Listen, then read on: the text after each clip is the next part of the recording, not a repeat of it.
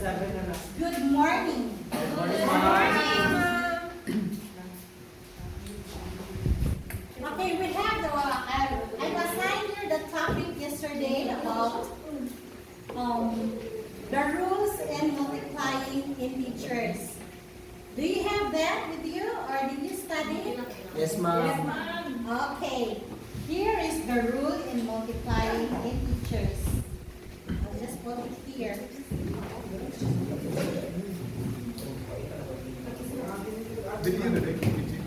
Okay, for your perusal.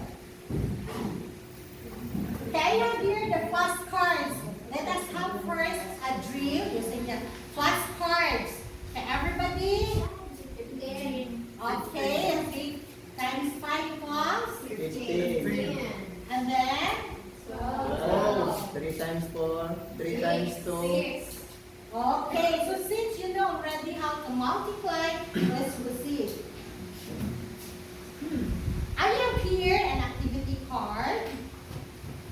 This is the activity card. I want you to find partner. So do you have a partner now? Yes, ma'am. Okay, this activity card is stated here that you have to rewrite the following using the repeated addition. So when you are done, you have to publish your work here in the show me board. Okay, this is what I call the show me board. I have there the chalk, provided for you, and the activity card here. So anybody will distribute the activity card? Okay, thank you for distributing the activity card. Okay, next. Next I have here this one. Let us answer this one using the rule in multiplying integers. Okay, try to look at here. The first one, we have 4 times 3, meaning there is no positive or negative sign, so meaning it is positive. So multiplied by 3, simply you have to what? Using the rules, when you multiply numbers having different signs, what is the answer? Positive and negative. The answer should be negative. So this is negative 12. And then positive 3 and negative 3. The answer is negative 9. Okay, next, this one here. What?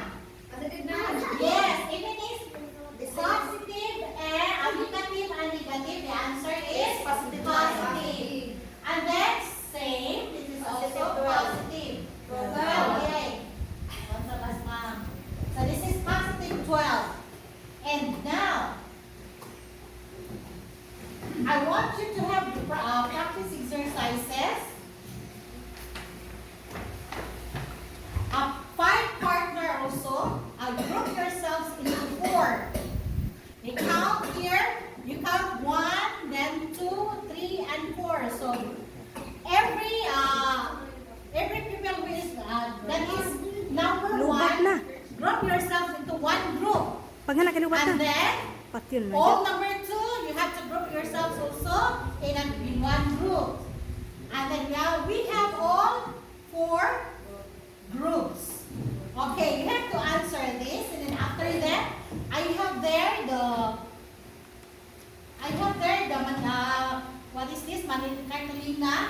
You have the leader will post the answer here and explain. Okay? Okay, Yes, ma'am. okay. Now, since you are explaining now your answers, and then let's proceed to another exercises. This one. Who will answer here on the board? I want somebody who will volunteer answering here on the board. This one, anybody from the class? Yes? Me. Okay. Okay, what is your answer? 56. Yes, it is positive. It is positive 56. Positive. Yes, and then number 2, Negative 60. Negative. 60. number 3, 20 times 9. it is Negative. next 6 times 7 42. 42 times 4. times 4.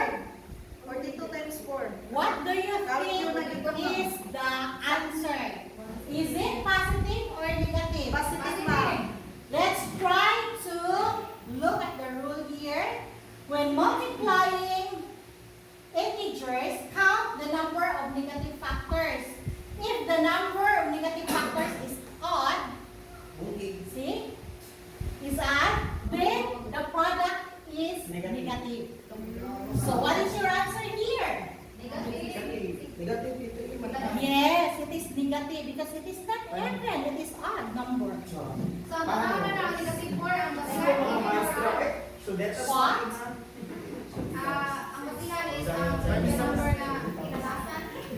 No, if it is not, it is odd number.